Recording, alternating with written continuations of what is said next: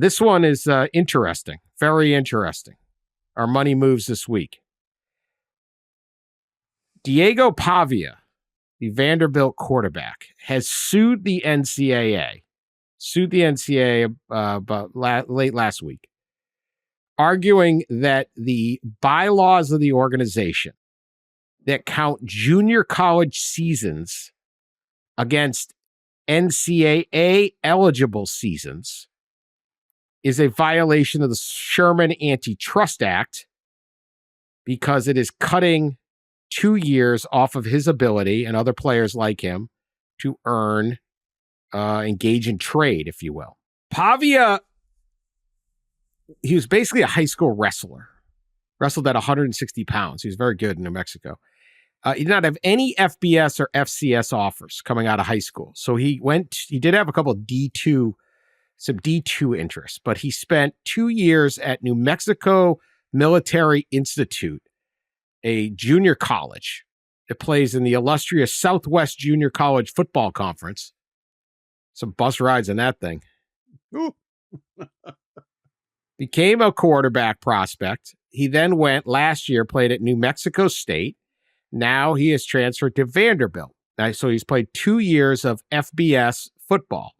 However, due to the NCAA's rules, his 2 seasons at junior college also count as seasons of college eligibility. Now, the argument here is that the junior college is under the auspices of the NJCAA, the National Junior College Athletic Association, has no affiliation with the NCAA. And so the NCAA bylaw isn't fair. And it argued, I read the whole lawsuit, it said that these eligibility restrictions are, quote, not placed on athletes who choose to delay entry into the NCAA college sports, to attend prep school, serve in the military, or even to compete professionally in another sport. Remember, we've seen guys like famously Chris Wenke play pro baseball for 5 years and then come back and have the full allotment of eligibility to play college football and eventually do that at Florida State and then go to the NFL. So you can play multiple sports. And it says the bylaws aren't fair because it literally, the bylaws in there state that the moment you enroll full-time in any academic institution, even if it isn't affiliated with the NCAA, your clock starts on your 5 years that you have to play, to use your 4 years of eligibility, right? So you have 4 years of eligibility, you have 5 years to do it. You can take a red shirt year. So you could enroll at your local junior college and not play sports for 2 years, then transfer to a NCAA school after earning an associate's degree, and you would only have 3 years of eligibility left if you then decide to play sports. So even if you didn't play at the JUCO, you'd lose a year. So all of this gets into it. We'll stop there. I have some other thoughts on this, but what do you think? Justice 40, People's Court? Well, I will say, and I'll give you credit, Dan Wetzel, you've been saying for months that you were waiting for somebody to push the unending or endless eligibility in court, and this is at least a precursor to that. And it is interesting, the argument there when you lay it out. You know, I am certain Diego Pavia and everyone else who goes to JUCO goes in with a knowledge and understanding that, yeah, okay, after this, I'm going to get 2 years. And, or 3 actually, because he played 2 at New Mexico State now, 1 at Vandy. But that, you know, that's the rule. That's the understanding. That's the clock. I don't know whether I guess you can go back and try to retroactively unwind the clock or stop it and then start it over, so to speak. I will be interested to see, yes, how well this is received, and then if it inspires anybody else to try to take advantage of the potential of an endless college football career. So you're right. He played 2 years at New Mexico State and 1 at Vandy. There's a COVID year at New Mexico Military. We're throwing that in there. Believe me, there's some arcane stuff in this lawsuit. I was like, oh my God, no. But yes, I did get that wrong. 2 years in New Mexico State. He got 5 years of eligibility because his first year at New Mexico Military was a COVID year, 2020. Go ahead, Ross. I'm just wondering if there's any NCAA rule safe from legal challenges. I'm starting to think no, there's not.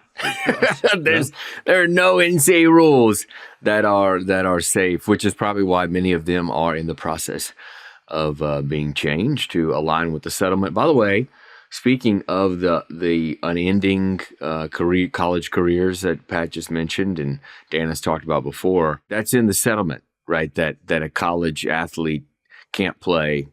I'm pretty sure it's in the settlement. So the settlement is supposed to protect the House settlement, the duration of eligibility.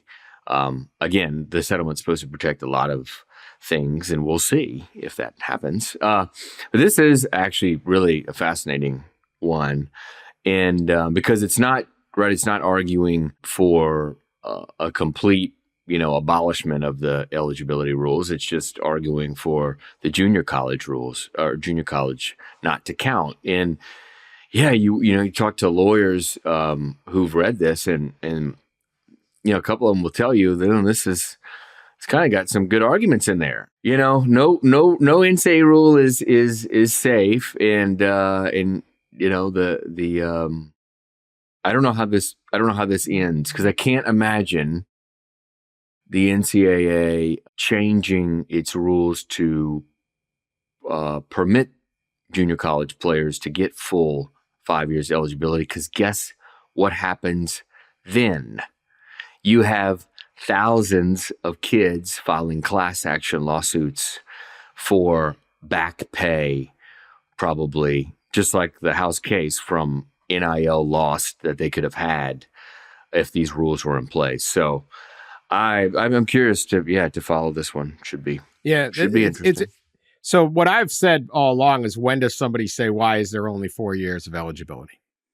I have the right to make a living. I have teams and schools and boosters that want to pay me to make a living. What is this arbitrary 4-year thing?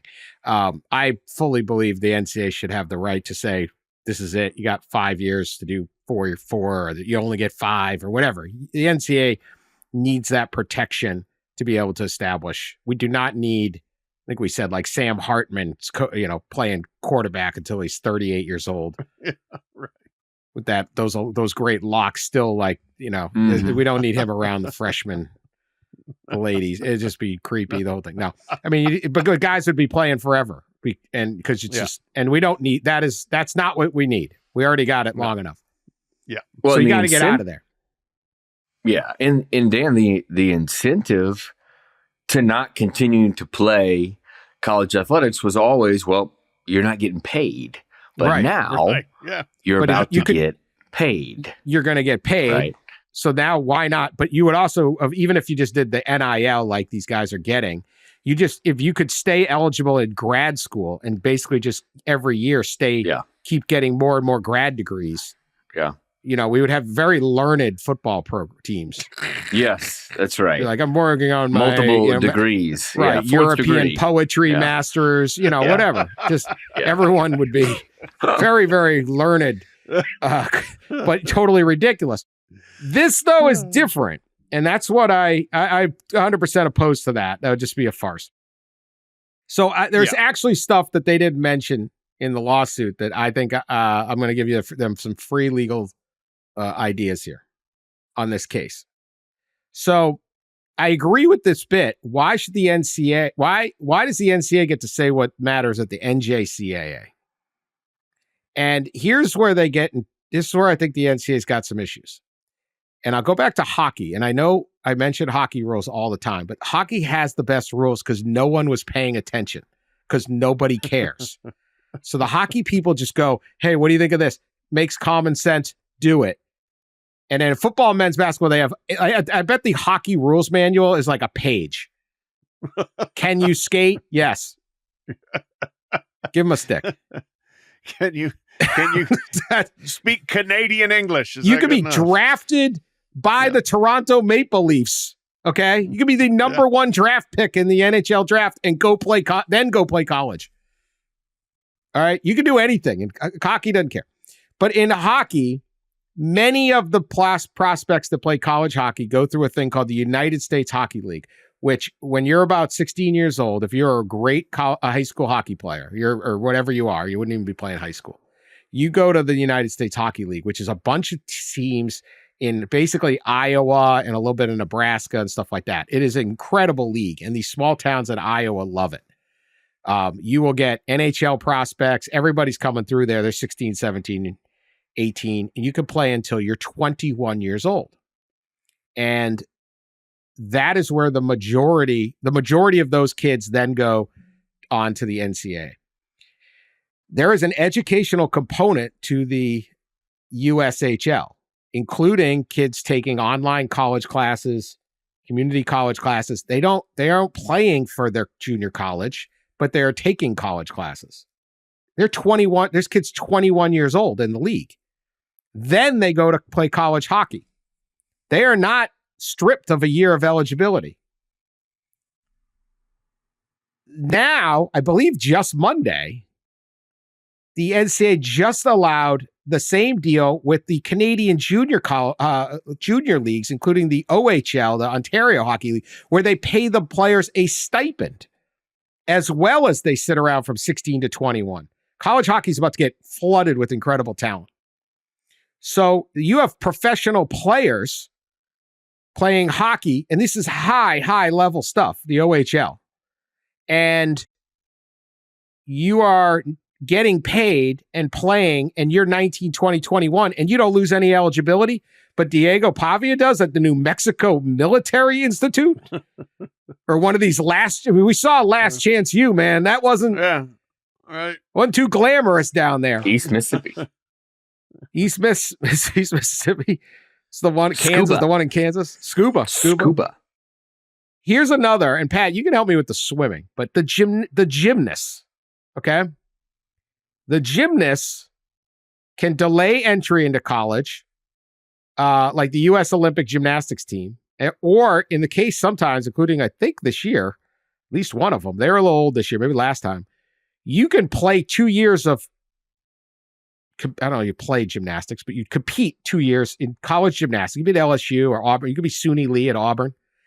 And then you could take a year off and train for the Olympics and the World Championships, which is a higher level of competition, the highest level of competition, and then come back and still have your eligibility. You don't lose that year. And you could be making NIL money, and you could be training at the highest level and go to the Olympics and then come back and still have your 2 years of eligibility. And I would imagine it's similar for swimming. You could take a break in a swimming year and just train and focus on, the swimming and probably other winter sports and stuff. Gap years for the Olympics are common, yes. Gap if you got year, a chance to make the Olympic they're team, still taking classes. Yeah. So, I'm fine with that, but that seems to be a real problem if you're arguing this matters because it's junior college football, but this doesn't matter because it's hockey, gymnastics, swimming, and other sports that we don't really care about.